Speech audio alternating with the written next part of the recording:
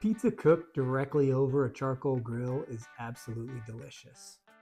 But it's important to realize that outside of the ingredients themselves, it bears little resemblance to a pizza that's cooked in an oven or a pizza that you might get from your pizza shop. There will be parts of the dough that get charred from the fire, and that dough will also be an oblong shape instead of a circle. I'll tell you why later. Consistency is pretty much impossible. You're going to have certain parts that are charred, certain parts that are not. Some cheese will be more melted than others. You might get some extra cooking of certain toppings over others. That's all part of the game. And that's kind of what makes cooking these pizzas so much fun. Couple quick tips. It cooks super fast, so everything needs to be ready to go before that dough hits the grill. Most importantly, any raw meat, like if you're going to use sausage, you'll want to pre-cook that before you get ready to grill your pizzas. The pizzas are not on the grill long enough for that raw sausage to cook all the way through.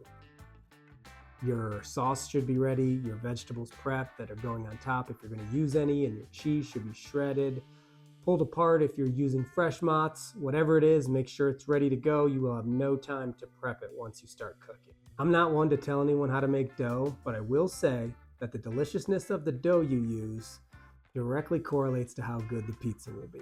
It pretty much goes like that no matter what kind of pizza you're making, but I'd say it's even more important with grilled pizza. So don't skimp on the dough. Whether you're buying it from the store or making it yourself, just make sure it's delicious pizza dough. Let's head out to the grill and get started. All right. While the purpose of this video is not to show you how to make every component of a pizza, I did want to show you how I make my super simple sauce. 2 ingredients. I'm just going to take a can of whole peeled tomatoes, add a little salt, and blend it up. I know it sounds crazy, almost too easy, but I've tried a lot of pizza sauces and this is my favorite. You can also use whatever you have in your cabinet. You can buy something, you probably have your own recipe, that's great. I just wanted to show you because this is a really simple hack if you ever need pizza sauce and you don't have a lot of time. Clearly I should have used a bigger jar or a different vessel to do the blending, but you could also do this in a normal blender. You don't need to do it with a immersion blender, but it's really that simple. As you see, I add a pinch of salt, stir it back up, pretty much ready to go.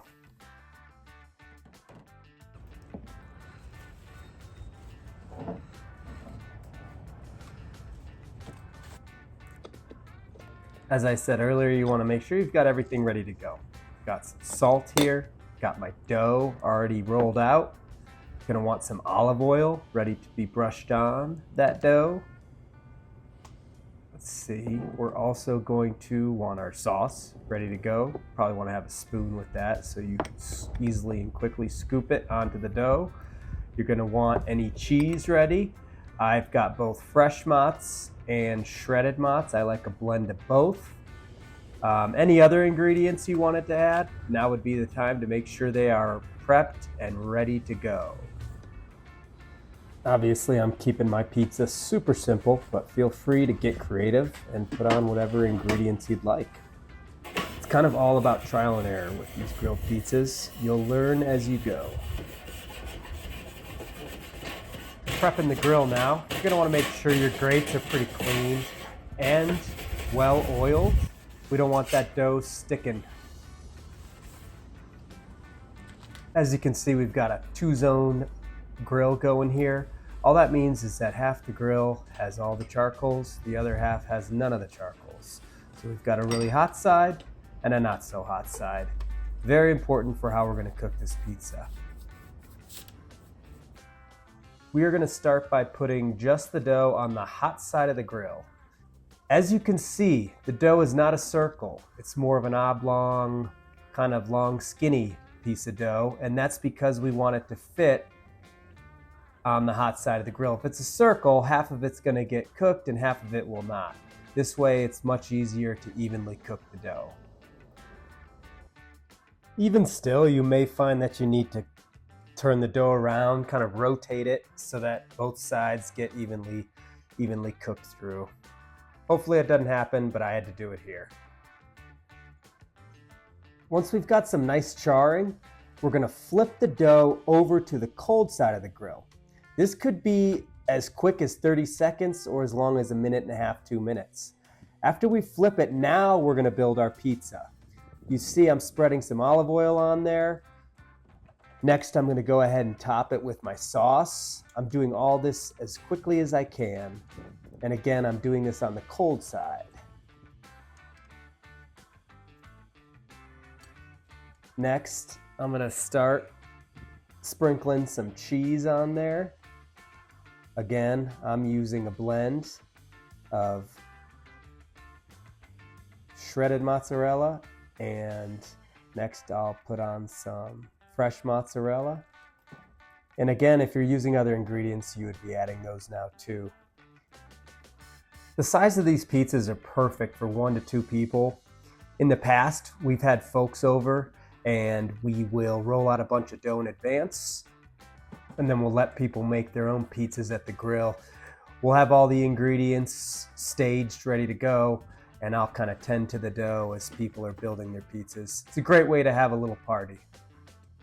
After you're done building your pizzas, you're gonna wanna put the lid on your grill to try to get that top cheese melted.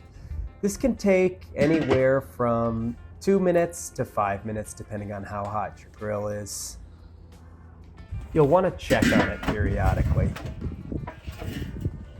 I didn't mention this before, but I prefer my dough to be rolled out pretty thin for these grilled pizzas.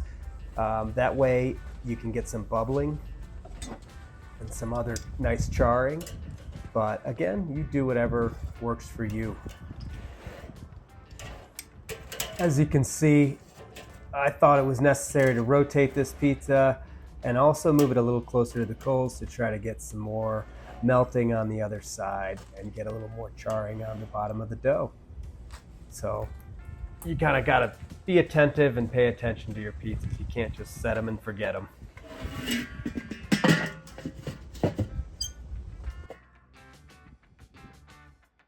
This pizza looks done to me.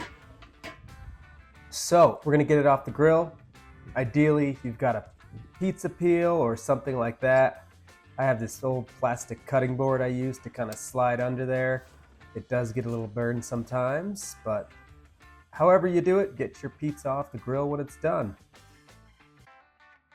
I like to finish mine with extra virgin olive oil. I'll just drizzle it on top.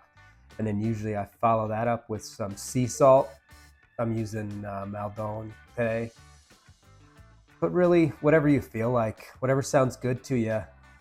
Diced herbs, dried herbs, chili flake, you know, whatever you've got and whatever sounds good.